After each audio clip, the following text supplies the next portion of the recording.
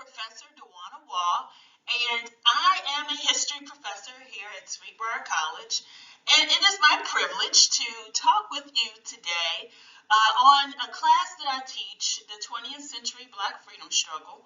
And this portion is addressing what historians call the New Negro Renaissance. And so I'm going to talk about the New Negro throughout the 1920s and 1930s in this lecture. This is a movement that parallels, in many ways, the Harlem Renaissance. And the argument that I'm crafting for this lecture is looking at four key individuals in the 1920s and mid-1930s who articulated different views and pathways for African Americans to obtain freedom and what being a new Negro meant to them. So for this slideshow, while you should see my face right now, you should also be hearing my voice. This is best viewed on a laptop or a desktop.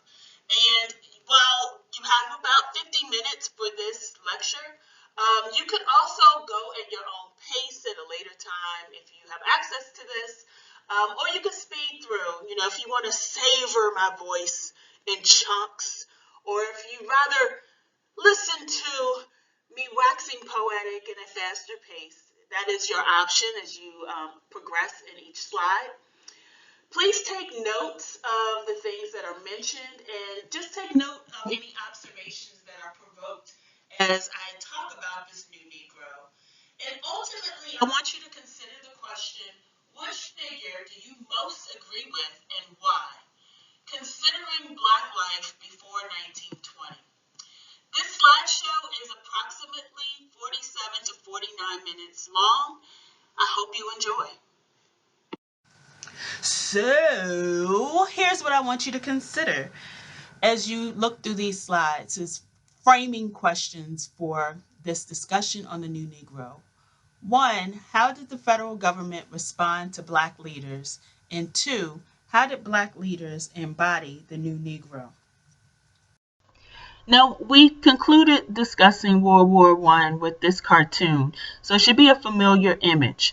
But you see here that this new Negro is going to be different from what is perceived as the old Negro, in that this new Negro is going to be a little more aggressive and more determined to obtain freedom for himself or herself. The new Negro will work to see change happen rather than passively sit back to wait for change to happen.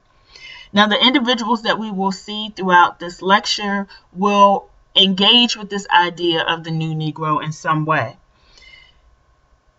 In large part, this idea of the new Negro is going to grow out of political and economic frustrations with Jim Crow.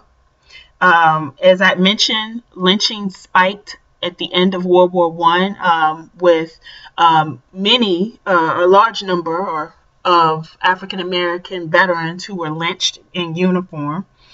But this new Negro is also going to respond to cultural shocks that came out of the Great Migration. I showed you a piece of art from the Jacob Lawrence collection, and some of you had packets of information that you may have seen where there's some tension between upper class blacks or blacks who were already established in the North and these new migrants into urban areas, and particularly in northern urban areas. That there's going to be tension between those groups, as well as tensions between new migrants and unions and immigrant laborers as well. So this new Negro was not just, though, about Black self-assertion. It was also about whites' reaction. And so this reaction of whites to this new Negro could manifest in positive and negative ways. Some of the negative ways was the growth of the KKK. And another negative way is increased federal surveillance of these new Negroes and new Negro groups, which I'll talk about in just a second. A lot of this was because race riots made the government and people very nervous, because it often involved losing a lot of property. Many people were homeless after the race riots of the Red Summer and many other race riots. And so to prevent the spread and the growth of these riots, the federal government stepped in to increasingly surveil what was going on among African Americans. Now, this anxiety, this white anxiety of federal government is best embodied in this man who may look very familiar to some of you, I hope many of you, J. Edgar Hoover. Now, J. Edgar Hoover grew up in D.C., and in 1919, he heads up the new General Intelligence Division, which is part of the FBI. And he becomes the director of the FBI in 1924, and he remains the director of the FBI until 1972, almost 50 years, which is a very long time for him to enact many policies, which begin in 1919. And so J. Edgar Hoover's role is to look out for liberal activity. And so he would investigate and target black groups, being any black groups that were considered radical or liberal. And often these investigations would just cover any black group. So groups like the conservative Black Elks, who were not at all really liberal, were investigated, as well as radical separatist groups like the African Blood Brotherhood. Now, because of this, J. Edgar Hoover becomes considered the most powerful person in the country, and for good reason.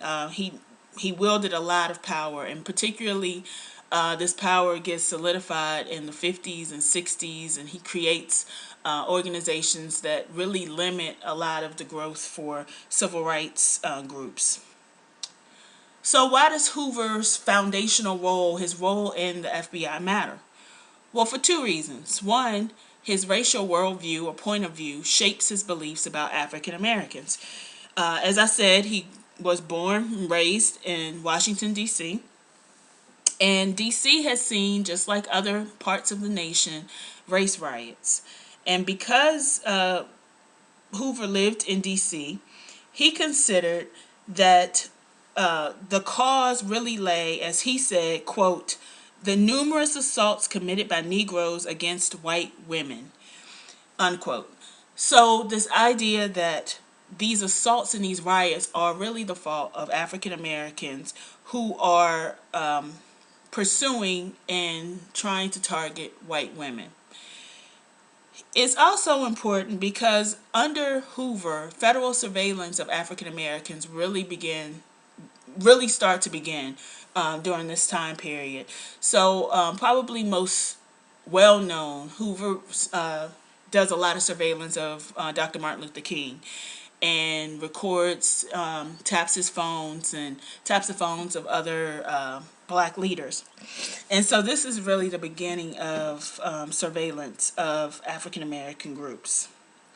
But probably what kicks off this surveillance, or what does kick off this surveillance, is his watching of Marcus Garvey. Now, Marcus Garvey was born in Jamaica in 1887, and he goes to London to be educated. He returns back to Jamaica in 1914, and he begins to understand how empires operate. So this imperialism that we talked about in class on Thursday is what he sees as European nations dominating. He felt that African Americans should take ownership and be self-determined to gain more power as well. So he creates this organization called the Universal Negro Improvement Association, or the UNIA. And he realizes that this group is not really going to be so successful in Jamaica. He needs a larger platform. So he moves to Harlem. Now, what's essential, or one aspect that's very essential to this UNIA movement, is that he builds on Booker T. Washington's economic self-sufficiency.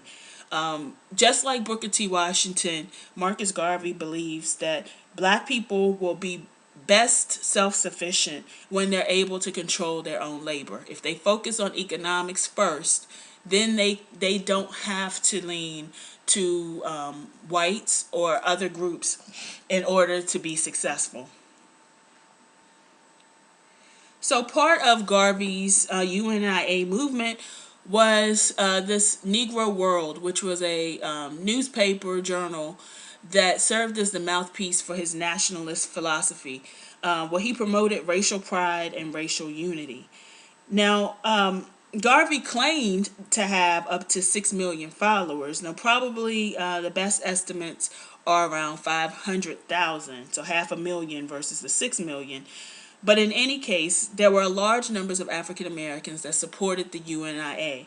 The UNIA had the Negro World, the journal of the UNIA, had the second largest circulation among black periodicals. The Chicago Defender was number 1 and the Negro World was number 2, which should suggest to you that Marcus Garvey's beliefs were widely accepted by African Americans.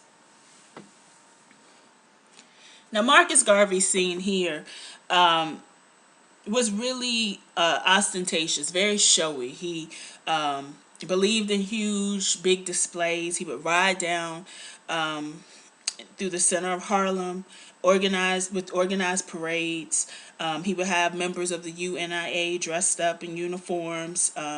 They were ranked according to their rank. They were in hierarchy, marching.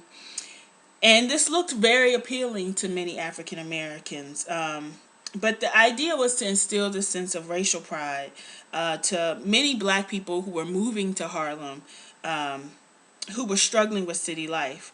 Now, a big part of the UNIA was that it in the vein of Booker T. Washington, created laundries and grocery stores and other retail stores that were by and for black people, and more specifically, by and for members of the UNIA.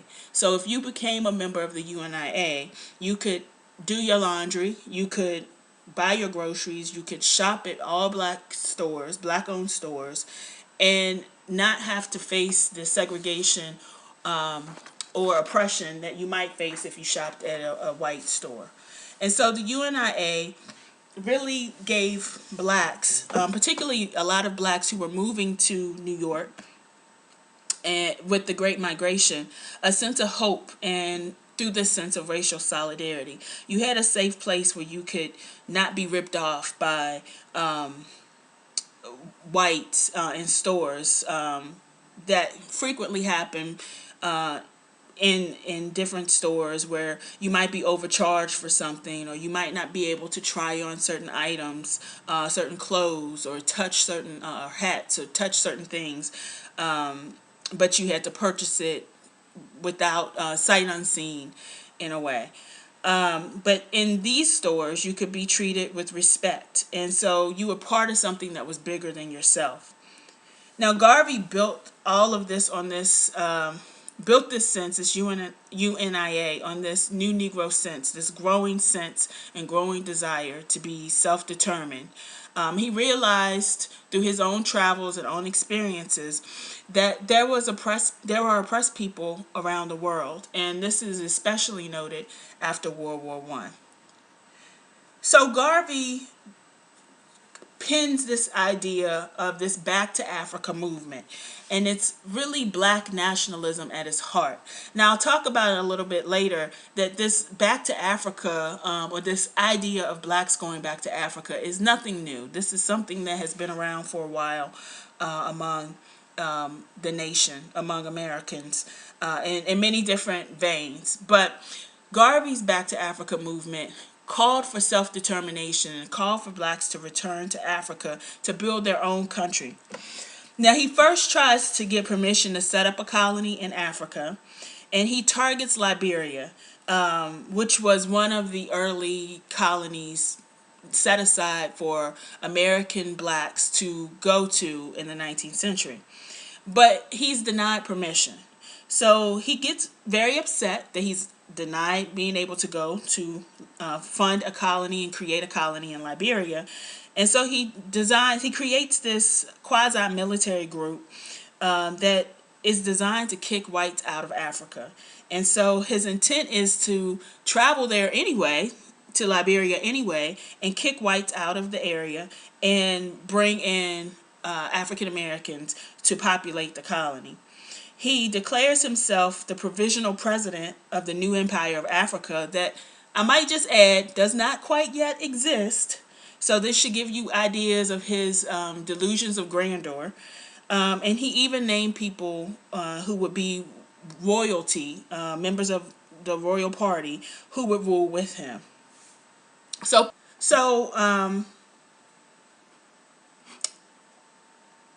Garvey is hugely popular. He makes appeals for racial pride. He's very showy. And all of these things make Hoover very, very worried. Garvey's movement was really the first organized grassroots mass movement in African American history, which is significant to note because when we get to the civil rights movement as is popularly considered in the 1950s and 60s, we often label that as the first big mass movement. But really, this is the first mass movement of African Americans from the ground up to support this sense of black progress. Now, if you thought that black male autonomy is a threat, the idea of black men who are in power was a threat, which Hoover did, then you would think that Garvey was very terrifying. So what does Hoover do? I said we can't forget him in all of this. And he uses the ship line as part of the hook. So Hoover decides that he wants to put Garvey in jail, get him out of the picture. Once you take the leader down, then you're able to get the population to forget about it, was the thought. So Hoover hires black agents to infiltrate the UNIA.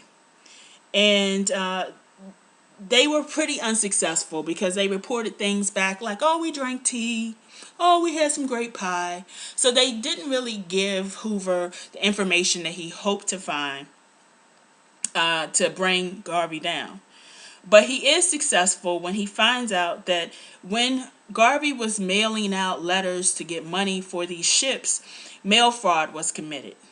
In 1923, Hoover successfully gets Garvey indicted for mail fraud. Garvey goes to jail in 1925, and he's sentenced for 5 years. So he's sentenced to come out in 1930. But his sentence gets commuted to just 2 years. In 1927, President Calvin Coolidge says that he will pardon Garvey as long as he leaves the United States and never returns. So he is sent back to Jamaica in 1927. And so what happens, Garvey comes to Harlem. He creates this huge flurry of activity among African Americans. He gains a lot of support in a short while. 500,000 African Americans support him. He gets arrested in 1923 for this Black Star Line from committing mail fraud. He goes to jail for 2 years. He goes back to Jamaica 2 years later in 1927. And so in less than 10 years, this huge movement has happened in African American history. Now, interestingly, I talk about the federal government's role in this idea of federal surveillance of blacks. It really disappears until the start of World War II. So the federal government doesn't see African Americans as particularly dangerous or necessary to watch until the start of World War II. So the idea is once Garvey's gone, the problem is gone. So I have a question for you. How did Garvey work to instill black pride? Did he encourage blacks to set up an all-black colony in Africa? Did he establish black businesses to run by black people? Give you a moment to think about it.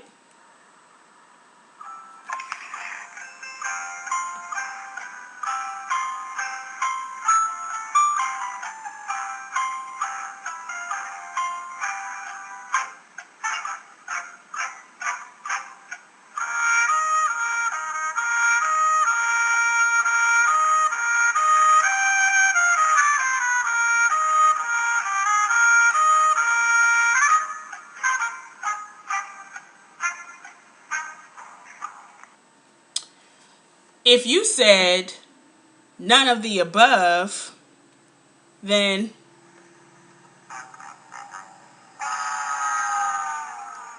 sorry, that's incorrect. But if you said that the answer is both, then you are correct. He worked to instill black pride by doing both of these things. So, what do we make of Garvey's political legacy? We'll talk about that in class on Tuesday. But what is Garvey's relationship to other black leaders? Now, many black leaders didn't have a particularly high opinion of Garvey, and I'm going to point to two black leaders who did not see him as very positive. So let's talk about a couple of these leaders, and these will be the three men that the rest of the lecture will center predominantly around. One, W.E.B. Du Bois. Now, you all are familiar with him and should be, because we talked about him often and we read some materials from him. He's the oldest of the bunch, but he is a black intellectual. He has this idea about double consciousness, that blacks are both American and Negro. And his chief aim, as you recall, is to assimilate or for integration. So he doesn't want a separate society, a separate racial society. For the most part, he wants to see things integrated because he believes that will provide the best opportunity for advancement for African Americans at this time. Asa, or A. Philip Randolph, who we will revisit later on in the semester, not too much later on actually. He is more of a contemporary in age with Marcus Garvey. Now, A. Philip Randolph becomes a very well-known labor leader later on. He's an architect of 2 marches on Washington, and he was a socialist and had very definitive ideas about black advancement. And I'm going to ask you to read a short reading on A. Philip Randolph and his understanding of the new Negro and what defined the new Negro to him and what were his strategies for black advancement, or how would he view strategies for black advancement. Now, Du Bois and Randolph would be kind of along the same lines as we talked about other race leaders of Du Bois versus Booker T. Washington and Nannie Helen Burroughs and William Monroe Trotter and Ida B. Wells Barnett. You'll see throughout African American history that often you have individuals pitted against each other. And part of it is due to historians that cast it. Another part of it is the public who views certain people as the leaders of the race. But in this case, you'll see an echoing of the same types of tensions between Du Bois and Washington, between Du Bois and Garvey, or Randolph and Garvey, as you'll see with Martin Luther King and Malcolm X. And it's important to take note on what does it mean to be an African American leader at different eras of time.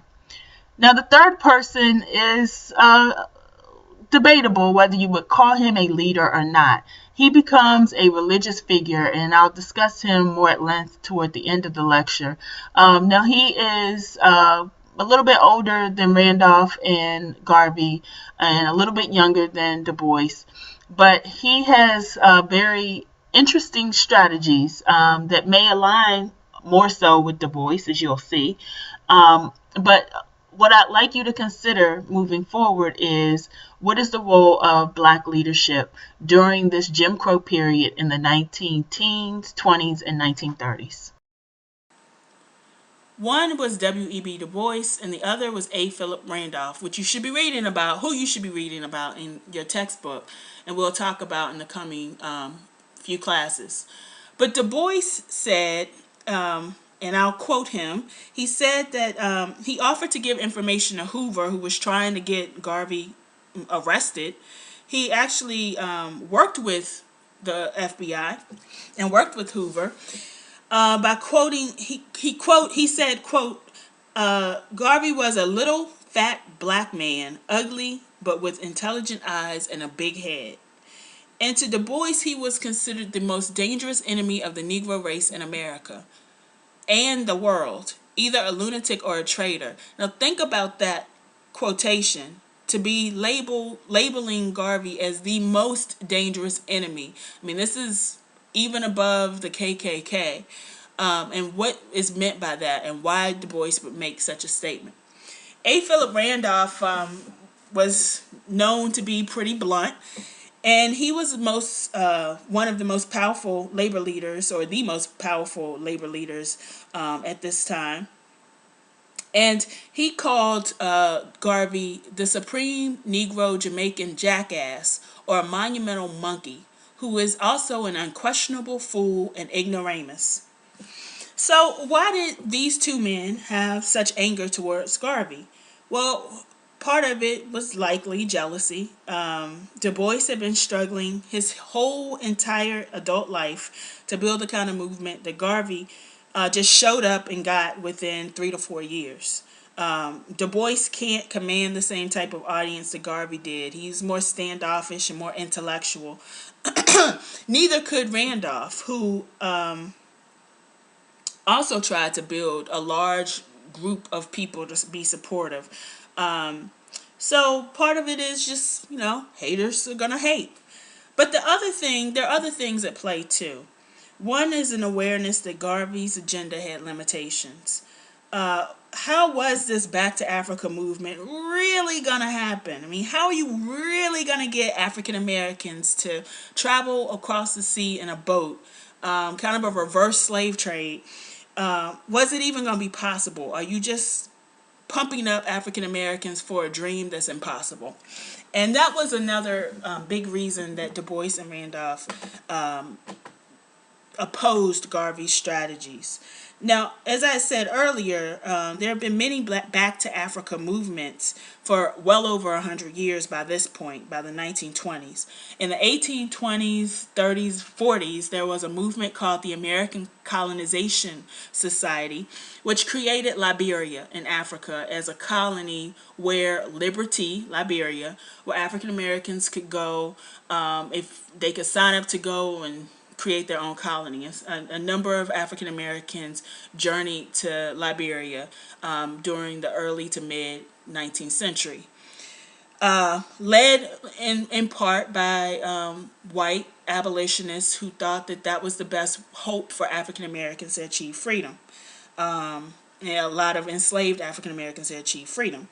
Now, blacks also supported this movement Back to Africa, thinking that in the 1880s and 1890s, there was a movement to get blacks to go to Africa because there was no hope for progress in the Jim Crow South. So some blacks went to Africa during that time period. And Garvey's more radical approach, this more black nationalist approach, was a way to get blacks to run the country for themselves.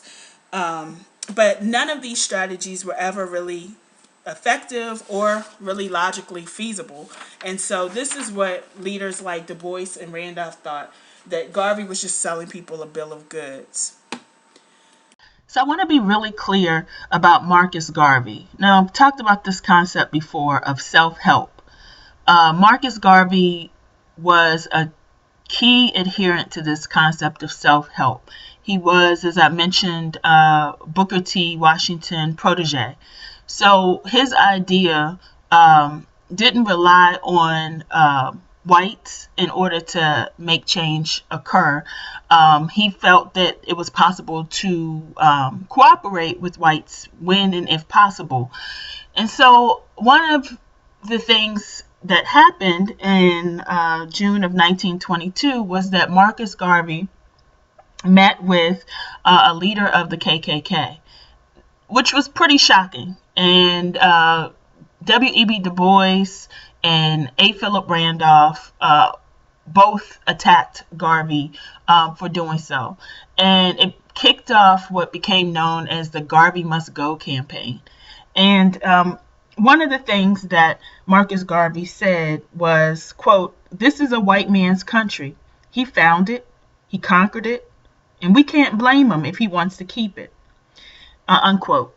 He further stated that, quote, "If I don't want to ride where he's willing to let me ride in a Jim Crow South, then I'd better walk."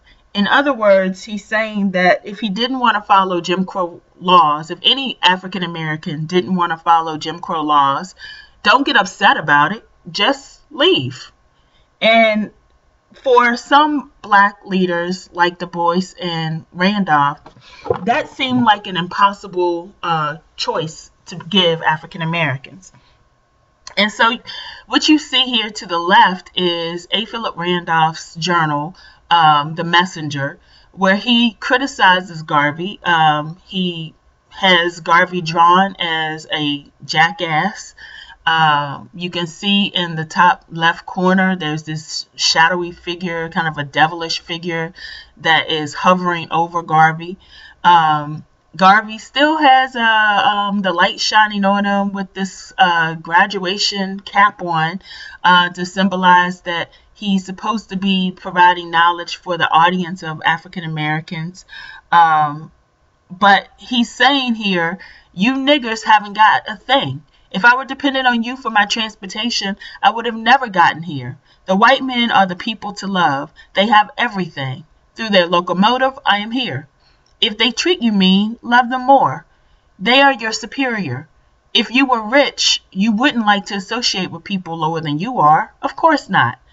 So here, Randolph is parroting what Garvey has said, some of which Garvey would probably agree with, but some of which he would not. And so the idea is that Marcus Garvey was selling out African Americans by meeting with a leader of the KKK.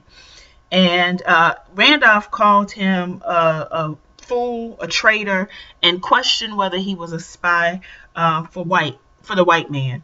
And so this created a large tension in this campaign of getting Garvey out of the country as a Caribbean immigrant. Was a huge effort on the part of other black leaders at this time. So Marcus Garvey was not known to be a particularly quiet man. So he had some things to say about Du Bois as well, and particularly the NAACP, which was an interracial organization run largely by whites. So Garvey said, quote, "Du Bois represents a group that hates the Negro blood in its veins and has been working subtly to build a caste aristocracy that would socially divide the race into two groups. One, the superior because of color or color caste, and the other inferior. Hence the pretentious work of the NAACP." So essentially what Garvey is saying here is that Du Bois is a person that has a sense of elitism. He looks at African Americans based on class, and that he divides African Americans into groups who are able to achieve and those who are not. And so, yeah, that's true. That would be what Du Bois did. He did believe that the talented 10th were the people who would save the race. But getting into what Garvey thought was crazy was to align himself with white progressives who would only work to keep the races separate in the end. He said that Garvey said, "You cannot trust white people to do the right thing in that regard, in the regard of racial progress." So Garvey used World War II to his advantage. Unlike Du Bois, Garvey found that fighting for America and fighting in the American military was ridiculous. He said, quote, "The first dying that is to be done by the black man in the future will be done to make himself free. And when we are finished, if we have any charity to bestow, we may die for the white man. But as for me, I think I have stopped dying for him." Now, this is the same language that Du Bois later uses with his "we return from fighting, we return fighting, we return from fighting, we return fighting" quotation. He goes on to say that blacks shouldn't fight for the white men except as a matter of national defense. So Garvey, the other black leaders like Randolph and Du Bois were still adopting or still part of this system that believed in being accommodationist to the white race. And so in terms of racial pride, and I'm giving you a lot of quotations here, but in terms of racial pride, Garvey said, quote, "We have outgrown slavery, but our minds are still enslaved to the thinking of the master race. Now take those kinks out of your mind instead of your hair. You are capable of all that is common to men of other races.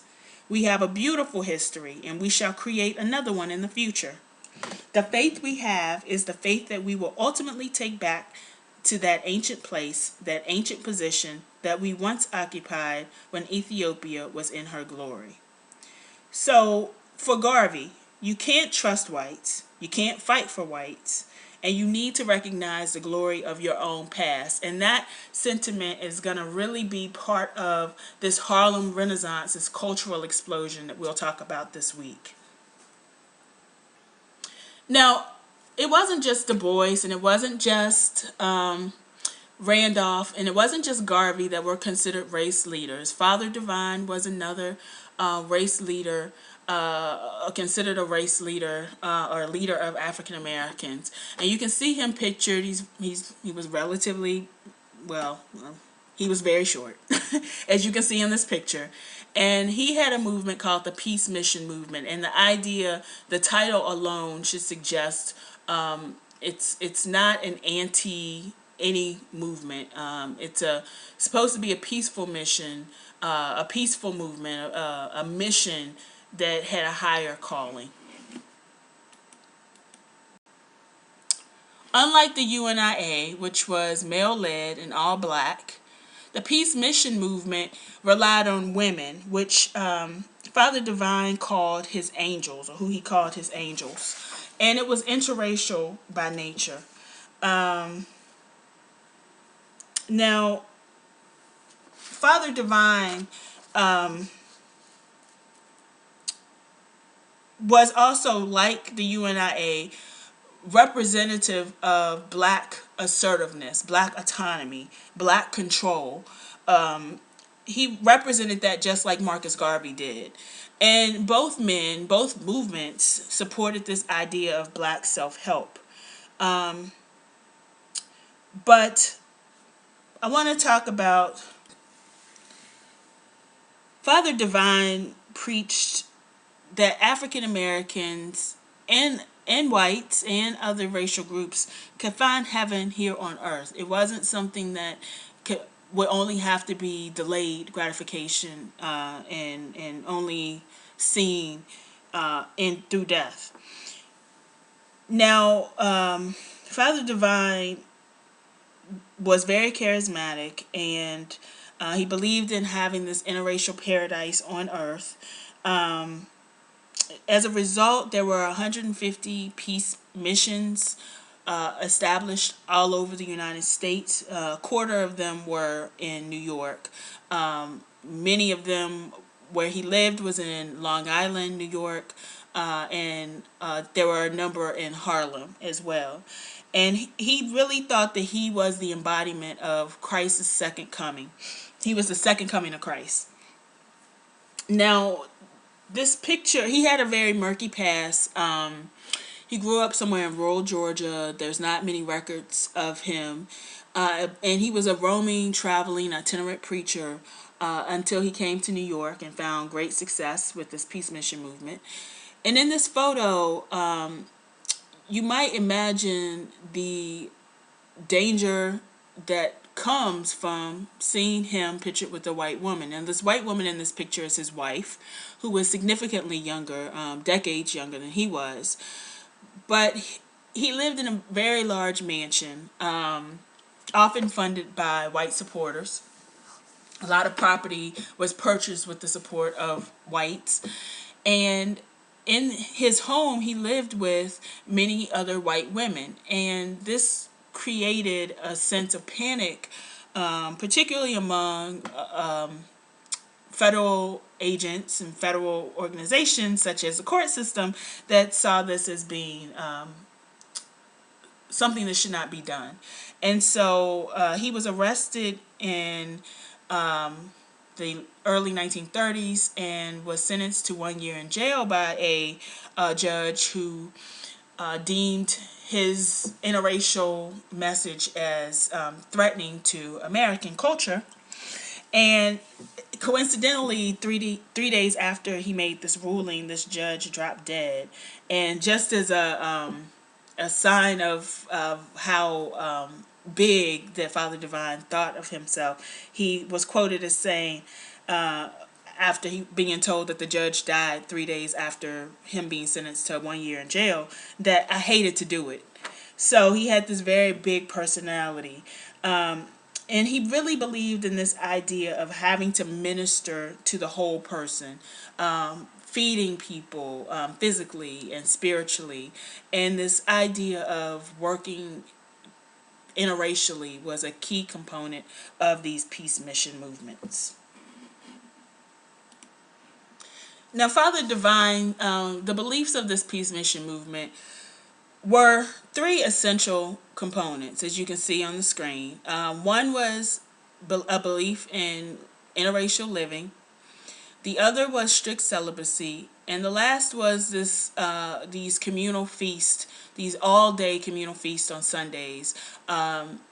So on Sundays, wherever Father Divine lived, he would open his home, or he would have his believers open their home to have these endless feasts of food where you could sit and talk about philosophical things. You could talk about race relations. You could talk about God.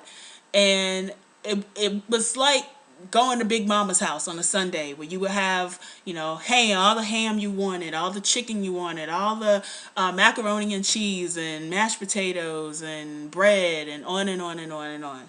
And so interracial groups would meet together, which was considered a little different than how life was traditionally, and very segregated.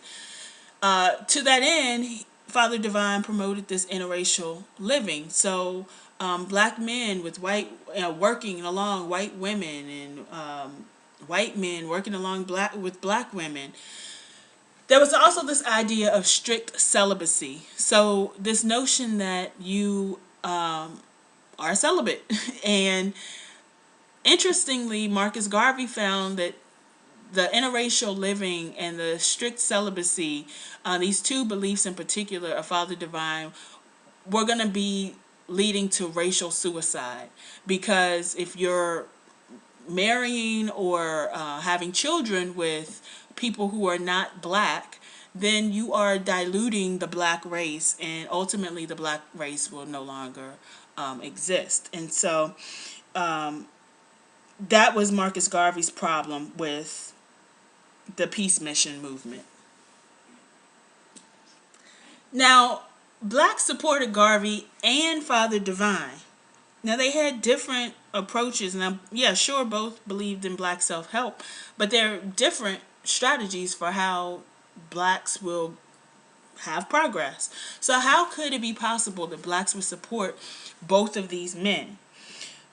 Well, just like anything in life, we're We have many different ideas and many options and strategies and thoughts that appeal to us. And the same is the case with African Americans in the 1920s. Many blacks who were moving to the north with this great migration, they faced overcrowding and slumlords, high rent. They didn't have support system. Landlords were charging lots of money. Even though they were making more money, they faced very dark and bleak social lives. So Garvey gave hope to African Americans who were poor and struggling, and who were new to the city. He gave them safe places where they could do business, where they could work. And Father Divine was tapping into this greater sense of self. He was tapping into something even bigger than just what's going on the ground, what's going on the land. He was tapping into a relationship with God, something that was bigger than the people were, and something much bigger than just the individual problems. And he also, in a more physical, more tangible way, he fed people. People could come to these communal feasts on Sundays and eat and eat and eat and eat and eat until they were full. Now, just as a side note, it's interesting to note that Marcus Garvey courts the KKK. He tries to get them to support the Back to Africa movement financially. And reports show, historians have concluded that Garvey and the KKK both admire each other for their honesty. Now, this is something, if you've read the autobiography of Malcolm X, this is something that Malcolm X also articulates, where he has worked with members of the American Nazi Party, and there's some appreciation from both sides. Now, Divine does not work with the KKK, but he works with another group of whites, whites with money. Members of his movement are self-sufficient. They can provide their own food. They own their own land. And a lot of this came from the patronage and the support of wealthier whites, these white philanthropists. So, At the risk that you find this meme to relate to you right now, please continue to the next slide. So you made it to the end. Congratulations.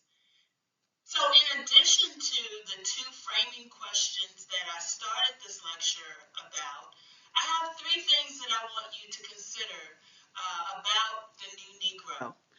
One is, what was Marcus Garvey's legacy? And do you think Marcus Garvey was radical or conservative? And by radical, I mean, did he propose things that were against the societal norm? Or was he more conservative, where he conformed to how society viewed African Americans? And last but not least, who of the four individuals that I highlighted do you think had the best approach for African Americans moving forward in the 1920s and 30s? Was it Marcus Garvey? Was it W.E.B. Du Bois? Maybe you think it was A. Philip Randolph. Or was it Father Divine? Think about why you are picking the individual that you would pick, and what would be elements of support that you could use to justify your answer. Well, thank you for viewing this lecture. I hope to one day meet you and see you in class. Have a great day. Thank you.